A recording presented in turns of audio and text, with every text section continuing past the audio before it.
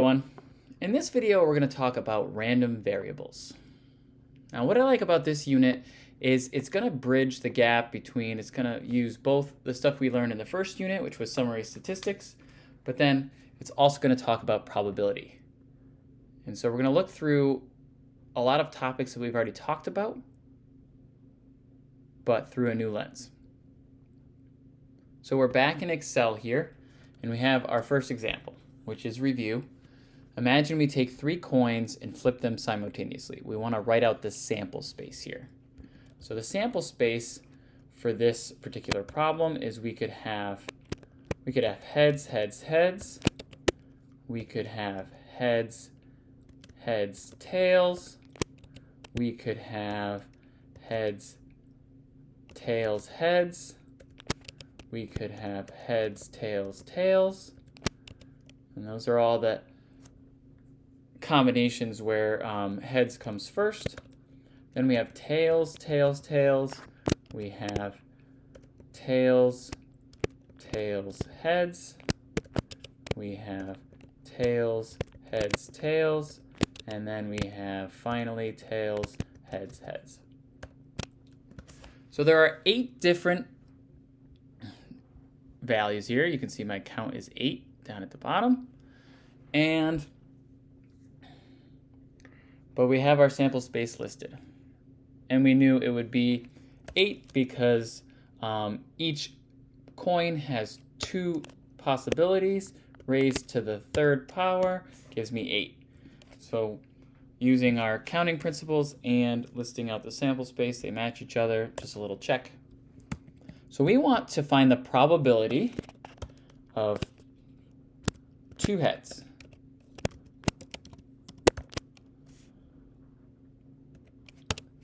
And so we know that this value, this one, and this one, those all have 2 heads in it.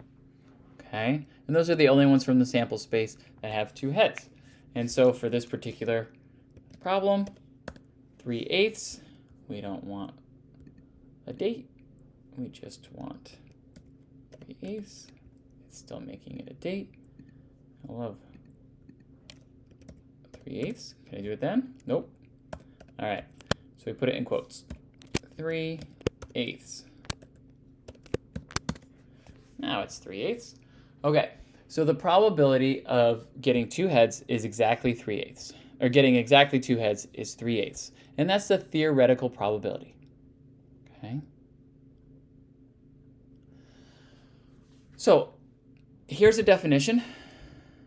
Our definition here, we're talking about random variables. So a random variable is a variable that assumes numerical values associated with the random outcomes of an experiment.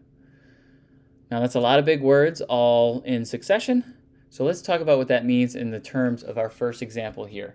We have a sample space of 3 coins being flipped simultaneously.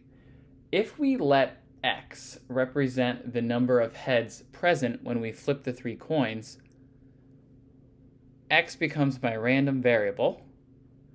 And the possible values that we can get is X can take on the values 0, 1, 2, or 3. Now, we can't have it take on 4 because there's no way to flip 3 coins and get 4 heads coming up because there's only 3 coins. But if I did this and I flipped the coin 10 times, then my random variable could take on the values 0, 1, 2, 3, 4, 5, 6, 7, 8, 9, and 10. And if I did this n times, this would happen. X could take on 0 through n.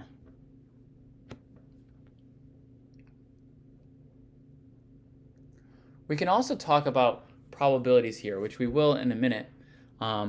So in this first example, now that we've defined X as being the number of heads, we can just say the probability of X is equal to, and in this case, it's equal to 3/8.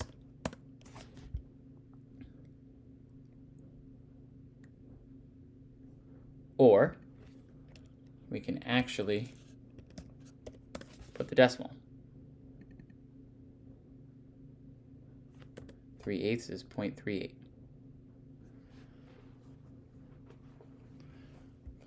So there are two types of random variables. There are discrete random variables, and these are variables that can assume only countable number of values. And there are continuous random variables, and these are random variables that can assume values corresponding to any of the points contained on an interval. So what does that mean? What does countable mean? And what does all the values in an interval mean? Well, if I have the interval from 0 to 3, like we do here, these are discrete because we're only taking on the integer values. So we have 0, 1, 2, 3. Those are integer values. And so this is countable. We can count the values. A continuous number on the interval from 0 to 3 could take on numbers like 0.5 or 0.3333 repeating, or the square root of 2, which is irrational, and as a decimal goes on forever and never stops. And so there are only 1, 2, 3, 4 values that this variable could take on, and so therefore it falls under the discrete definition of a random variable, whereas a continuous variable would be something like the amount of gasoline that you put in your car during a fill-up. Now every fill-up's different, so it's variable, but that value can take on many decimal places, which you notice while you're at the pump. You can see those decimal places going. So what we're going to do here is we are going to look at each of these examples, and we're going to decide whether or not the variable is discrete or continuous.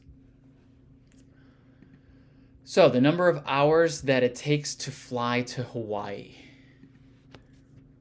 Now in your head, just think if you think this is discrete or continuous. So this one's actually continuous. It can be a fraction of an hour that it takes. It's not going to take exactly integer values of hours to get to Hawaii from here. It takes a long time, but it could take part of an hour. All right, the next one. The number of books bought at the bookstore this year. So the number of books bought at the bookstore, that is definitely discrete. There are no fractions of a book bought at the bookstore. They are always whole number values, or integer values. And so somebody can buy 2 books, somebody else can buy 7 books, and so 9 books were purchased all together, but that is a discrete value. We can't have a fraction of a book that was sold. The number of classes you have completed in your college career. Is that discrete or continuous? In this case, it's discrete because once you complete a course, it's a whole number value. Now you might want to argue, well, what if you started a course and didn't finish it? But that is not what this says. It says that you have completed. And again, there's some bad wording here. Number of classes you have completed, and that is discrete. Number of cars on a highway, the speed of cars on a highway recorded by a police officer on the side of the road. This would be continuous because speed can take on values that are in between integer values. And then we have the number of donuts sold by all the Dunkin' Donuts locations in a year. Now this number is probably very, very large, but it's still, if you sell a donut, you sell the entire donut, you don't sell a fraction of a donut. And so this would be discrete.